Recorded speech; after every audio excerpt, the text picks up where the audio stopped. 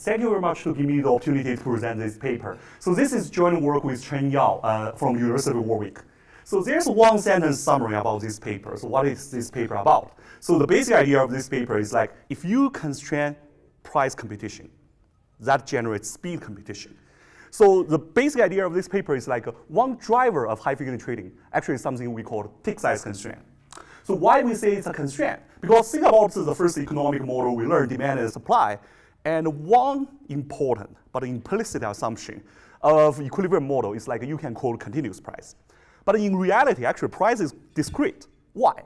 One of the reasons is SEC actually has some rule called Rule 612, which enforces 1 penny uniform tick size. So basically, you cannot quote sub-penny. That's the rule. And recently, there's a proposal to increase the tick size further to 5 cents. It's encouraged by the Jump Our Business Startup, also called Jobs Act. So one of the goals for the proponents is to use the increase of tick size to increase the number of IPOs. Okay. So what's the main mechanism of this paper? It's something I call price priority versus time priority. So the data we use actually is NASDAQ stock market, but now it's pretty like common in stock market. It's limit order book. So in this limit order books, liquidity actually are provided by limit orders. So the limit order, the first priority we call price priority. So that means for 2 limit orders, the one who quote better price will have priority over the one quote worse price. So to be more specific, limit sale orders at a lower price or limited buy orders at a higher price have priority. Okay, but because of tick size, you often see different people quote identical price. And then you need a secondary priority, which is called time priority. So the basic idea is first come, first serve. So what's the impact of tick size?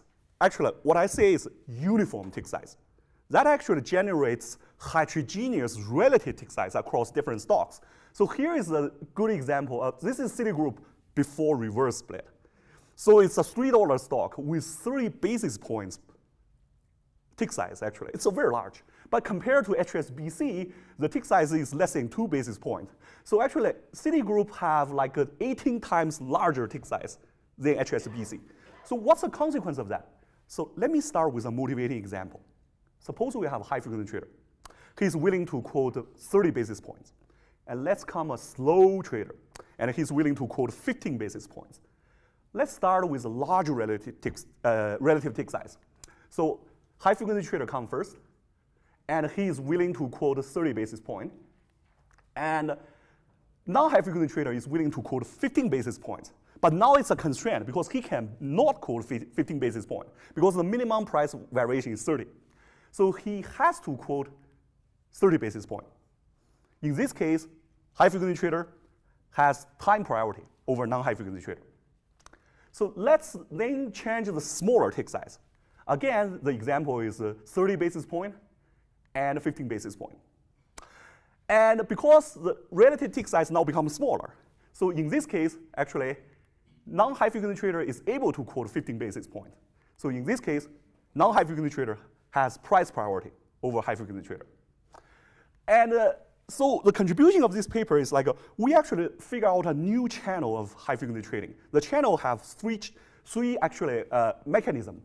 So first one is like, what's the impact of large relative tick size? First, it constrains price competition. It may force people who are willing to quote a different price, quote identical price. And so resulting HFTs and non-HFTs quote the same price. And also we will also show it generates higher rents for liquidity provision because of the constraint on price competition. But it encourages speed competition to establish a time priority. So what's the consequence of that? So we find actually high frequency liquidity provision is more active for low priced stocks. So it's because uniform tick size leads to a large relative tick size, and speed helps high-frequency traders to establish time priority. Okay, so there are 2 existing channels, if you are not familiar with this literature. The first one actually is called price competition channel. The basic idea of price competition channel is like speed allow high-frequency trader to quote better price than non-high-frequency trader. And there are 3 sub-mechanisms. Number 1 is like because high-frequency traders are fast, they are able to avoid adverse selection. So they can quote better price. The second one, actually, there's a recent paper by Jonathan Brugard saying like, if you have high speed, you can manage your inventory better. And there are also people argue high-frequency traders have lower cost of operation. And the second channel is called information channel. And there are also two very important papers. It's like the basic idea of information channel is like speed allow high-frequency traders to adversely select non-high-frequency traders. And there's a paper by BA and his co-authors talking about they have fast access to information. And the next paper will be presented. It's an interesting paper saying even if you don't have fast access to information, you see the same information. If you respond faster, you can also generate adverse selection. So what is contribution of our paper? So first, number one, we find actually high-frequency traders do not quote better price than non-high-frequency traders. Then what's the benefit from speed? So the benefit of speed is when they quote identical price as non-high-frequency trader, they win. So this is relative to price competition channel. And for information channel, it's like information channel is very important. There are lots of papers about information channel. But we identify a non-information driver of high-frequency trading, which is tick size constraint. This is also related to our identification strategy. It's like we use ETF splits. Because ETF is interesting. It's like there are multiple ETFs track the same index. Sometimes one of them split, and the other do not split. And we find actually split of ETF attract high-frequency trading. And a reverse split actually discourage high-frequency trading. So this cannot be explained by fundamental information. And also relative to information channel, we also find like large relative tick size also creates rents. Information creates rents, but large relative tick size also creates rents. And speed is the mechanism to allocate the rent created by large relative tick size. So here is the roadmap of my presentation. So first part, I will show you relative tick size and HFT liquidity provision. I use three methods: double sorting, regression analysis, and diff-in-diff test. And the second one I want to show you is relative tick size and also profit or revenue of HFT liquidity provision. So here's main hypothesis. Actually, it's a simple hypothesis. It's like large relative tick size encourage high-frequency trading. And the challenge is always endogeneity. There's a paper written by Michael Roberts and Tony Whitehead about endogeneity in corporate finance. It's everywhere. In my scenario, there are two problems. The first one is I may omit some variables. And there are also possibility of reverse causality. So how can we address this issue? First, this is good news. It's like many variables in finance are pretty endogenous. And there's a recent paper published in Journal of Economic Perspectives. They find the nominal price are pretty exogenous. Okay, I just say pretty exogenous. And many hypotheses about nominal price, actually, they find cannot explain nominal price. The major result that they established actually is large cap stocks have high price. That's the only major result they claim, okay? So we start with double sorting. Basically, we control two dimensions: market cap, relative tick size. And then, but anyway, we conduct regression analysis. We search the literature. We find any variables the literature have ever claimed can affect nominal price or high-frequency trading. We include all of them, okay? And finally, we use diff-in-diff regression. So the pilot group is like ETFs that splits or reverse splits. And the control group is ETF tracking the same index, but do not split or reverse split. And first one is double sorting. So the data we use actually is NASDAQ high-frequency trading data set. So they have two data we use. The first one is it provides the depths at the best price provided by high-frequency and non-high-frequency. It also gives trading volume with liquidity providers either identified as high-frequency trader or non-high-frequency trader. There are 117 stocks, and then we sort them 2 by 2. So we first sort based on market cap. And for each market cap, we sort that based on large relative tick size or low price stocks, or small, medium. For small relative tick size, that means high price stocks.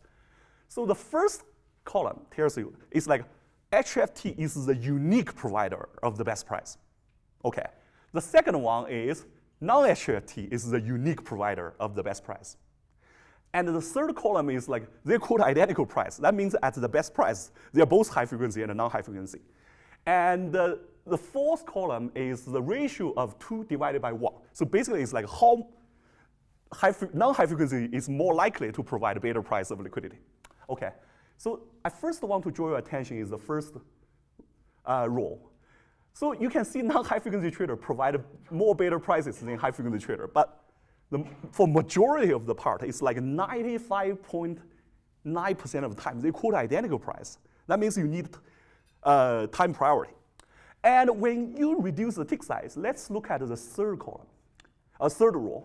Then you can see two things. Number one, their price diverge. That means there are more price differentiation. If you compare this 45.5 to this 95.9, so when tick size becomes smaller, so first number one thing happens is like they are more likely to diverge in price. And the second thing is here, then non-high frequency traders are more likely during this difference, they are more likely to establish a better price than high frequency traders. So then, so what we show is low price stocks have high tick size constraint and high probability they quote the same price. And we can, and HFT actually can establish time priority. And I will show you some preliminary evidence, and then I will go deeper. So the prediction is like a percent of volume with HFTs as a liquidity provider actually will increase in relative tick size. And the next slides confirm this hypothesis. So again, we sort 3 by 3. So look at here. So we have large cap, medium cap, and small cap. And here is more important. We have large relative tick size, medium relative tick size, and small relative tick size. And you can see this downward sloping curve. So the basic idea is the larger the relative tick size, the more fraction of liquidity is provided by high frequency traders. And then look at this part. This is the high risk one across all the portfolios. And this is the portfolio which high frequency and non-high frequency quote identical price 95.9% of the time. So this is the part where high frequency trader is most active. Okay? So then I show regression analysis. So again, we want to claim this causal relationship is like a large relative tick size encourage like high frequency liquidity provision. And basically this is this simple like a causal relationship. But if we fail to control variables that is correlated with both nominal price or HFT liquidity provision, then we will have biased estimation. So then we search for these two literature. We search for control variables. And we search for control variables that affect at least one of them. Okay? So there are 5 literatures on nominal price, actually. The first literature is called optimal tick size. And there are also like a marketability hypothesis, signaling hypothesis, catering hypothesis. And also there's a literature, John Campbell has a paper said extremely low price predicts like a distress risk. Okay, we search this literature and we control the variable in this literature. Okay, and there are also like 3 factors affect high frequency trading. The first one is information asymmetry. And there's a recent paper by Hendershot, Jones, and Manquit showing volatility and turnover also affects high frequency trading. And there are also people showing like partial return affects high frequency trading. So we control all these variables. So, but the dependent variable, we have many dependent variables in this paper. I just show one of them. This one is important because if a trade is executed, there are only 2 cases. If a trade limit order is executed, definitely it has some kind of priority. But there are 2 types of priority. The first one is price priority. The second one is time priority. So we identify trades into 2 categories. So in first case is HFT has price priority. So in this case, what does that mean? That means when HFT have an order executed, non-HFT do not quote the same price. They quote worse price. That means the price of HFT is strictly better. Okay, and the second case is HFT time priority. What does that mean? That means when the order is executed, you can see another order from non-high frequency trader at the same price. That means non-high frequency trader is also willing to trade. It's just that it does not have time priority. It's not at the front of the queue. And then we have this variable defined called time priority. I don't know where this arrow comes from. I'm sorry. So then for firm I at time t, n is a type. So for each firm, we have 2 observations. One for high frequency trader and one for non-high frequency trader. So the basic idea is like we want to see how much proportion of trades for high frequency and non-high frequency is executed due to time priority. Okay, so here's the result. Why? So here is the result. Actually, so the first result is you have a large proportion of the volume due to time priority when the tick size increases. Okay, this is the first result. So in general, large relative tick size actually increase the proportional of trades due to time priority for both high frequency and non-high frequency. And the second result is high frequency have more proportion of trades executed due to time priority. Actually, it's 8.1% more. And this interaction term tells you when the relative tick size increases, high frequency traders are even more likely to establish time priority relative to non-high frequency traders. So this is so when the relative tick size increases, that facilitates high frequency traders to establish time priority. Okay, so the final test in this section is definitive test. So we use something called leverage ETFs. Why? Because leverage ETFs, their split actually is quite often. So what is leverage ETF? Basically, it's the ETF that amplifies the return of certain index. You can have bear version, you can have bull version. They are twin brothers, they're issued by the same firm. And for example, for Dow Jones 30, there's UDOW, which is the bull version. And there's SDOW, which is the bear version. Both actually, one is positively amplify the index, the other is negatively amplify the index. So they have the same issuance price almost. And their issuers, I talk with their issuers, they think they were born identical, so they should have similar nominal price. So when their price diverge, they try to split or reverse split to bring their price together. And one interesting feature is like these splits and reverse splits are pre-announced. Usually, it takes some time before they announce that. And it takes some time before they actually split or reverse split. And so in this empirical design, the treatment group is ETF split or reverse split. And the control group is ETF do not split or reverse split. So they share the same underlying fundamentals. And the dependent variable, we have two groups of dependent variable. So the first one is proxy for high frequency trading.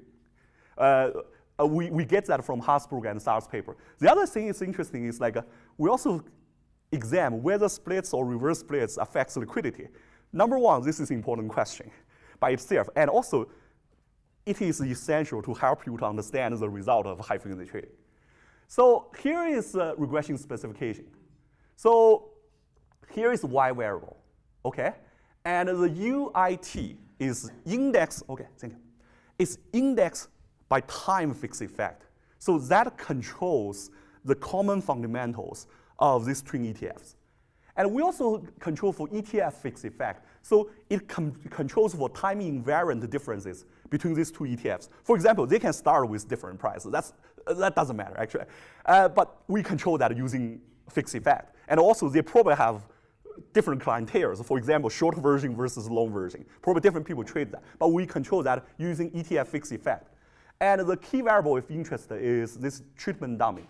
So for treatment group, it's 1 after the split. For the control group, it's always 0 because it never gets treated, okay? And let's consider the case when there's no friction.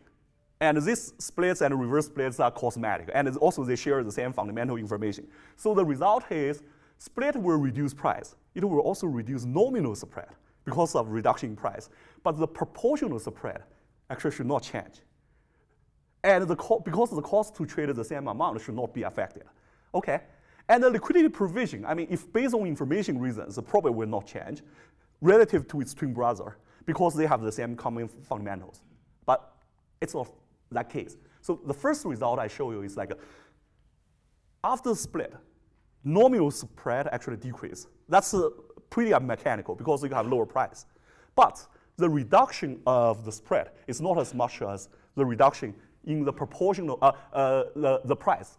So then you can see nominal spread decrease, but the proportional spread actually increase. And the depths at the best price increase, means there's a longer queue to provide liquidity. And here is the key variable. We show split actually increase high-frequency trading activity. So it can be summarized by this animation. So think about it. Here is a $100 ETF. So suppose like non-high-frequency trader quote better prices, and high-frequency trader quote slightly worse prices. After split, so they should move here and here. But this is important. This price level does not exist in the grid. So this price level is destroyed. So non-high-frequency trader need to move to an upper price. They cannot move down because then they will lose money. And in this case, high-frequency has time priority. And for reverse split, it's just the reverse of the result. So for reverse split increase spread, but actually it decrease proportional spread. And the depth decrease, that means there's a smaller Q at the less constrained price, and high-frequency trading actually decreases. So again, let's start with a $50 ETF, and it goes to 100. And so they should move to here. But reverse split actually is important because it creates a new price level. So the non-high-frequency trader can move here. So then they will have price priority over non-high-frequency traders. And in summary, actually, is split decrease liquidity, but encourage HFT. Reverse split increase liquidity, but discourage HFT. Okay. So the final thing, I want to show you the relative tick size and revenue of liquidity provision. So why it's important? Because we all say like one major question of finance is that how it affects like real economy. And high-frequency trading is interesting because it directly affects real economy. There's arms race in speed. It affects the allocation of physical capital. It always affects the allocation. This is the interesting part about human capital. There are lots of smart programmers go to high-frequency trading firms. So one of the reasons to generate this arm race in the literature has already been documented by Eric's paper. Actually, it's like information. And we show actually tick size also generates rents. Okay, this is, I'm sorry, in the old version, I think it's some mismatch of types. So, but the basic, you can still see the basic ideas. So the basic idea is just one sentence for this slide. Basically, is if you have a larger relative tick size, the revenue from liquidity provision is higher. That's it. But why it's important? Because if you combine all the results together, then large relative tick size actually creates rents because it's constrained price competition. And what is speed? Speed actually allocates the rents because first come, first serve. So it encourages speed competition to establish time priority. Okay, so then we show actually HFTs takes a large market share of liquidity provision for stocks with large relative tick size. Okay, so here's the conclusion. So the goal of this paper is like we try to establish a third channel of speed competition. We call it tick size constraint channel.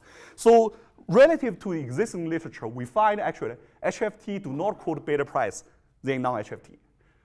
And they are more active in stocks with large relative tick size when the price competition actually is constrained. So there's a huge difference. So when we talk about competition, usually we mean price competition. But speed competition, it may affect price competition, but it's a different dimension. This is important. And then we show a non-informational channel of speed competition. We show splits and reverse splits do not increase or decrease the amount of information. I mean, they should have the same information. But HFT liquidity provision activity changes. We show like splits increase high-frequency trading, but also reduce liquidity. Okay, reverse split actually decrease high-frequency trading, but increase liquidity. But I didn't say, didn't say actually it's like high-frequency trading harms liquidity because this paper is more about tick size. The exogenous shock in this paper is from the shock on tick size. And we also show revenue of liquidity provision increases in relative tick size. So finally, why this paper is important? So there's currently heated debate in high-frequency trading world. And let me summarize that. Actually, there are two fundamental questions. Actually, is whether we should regulate high-frequency trader. Number two is, suppose we regulate, conditional we regulate high-frequency trader. What's the best regulation? And this paper is unique. It's like, we have an argument, actually. High-frequency trader can be a consequence of an existing regulation. So regulation itself can actually create high-frequency trading. So what does that mean? That means maybe we can go backward. We may have deregulation in tick size. I don't know. I mean, what's the optimal tick size it is, I don't know from this paper. But at least why we should use like uniform tick sizes. There are many countries using like tick sizes which varies with price level. US use like a uniform tick size for any stock above $1. Okay. There's another heated debate. This is a debate on high frequency trading. And there's another debate on tick size. And SEC actually recently announced a pilot program to increase the tick size for 1,200 stocks. And it's encouraged by some proponents, and also, so the proponent to increase tick size, the argument is that wide tick size increase liquidity, controls HFT, and finally increase the number of IPOs. Okay, so it will create more jobs. But what I show actually wider tick size do not increase liquidity. Actually, in some sense, at least they encourage HFT liquidity provision. So the main takeaway from this paper is like we also encourage SEC to conduct some kind of pilot program to reduce the tick size, especially for large liquid stocks. Thank you.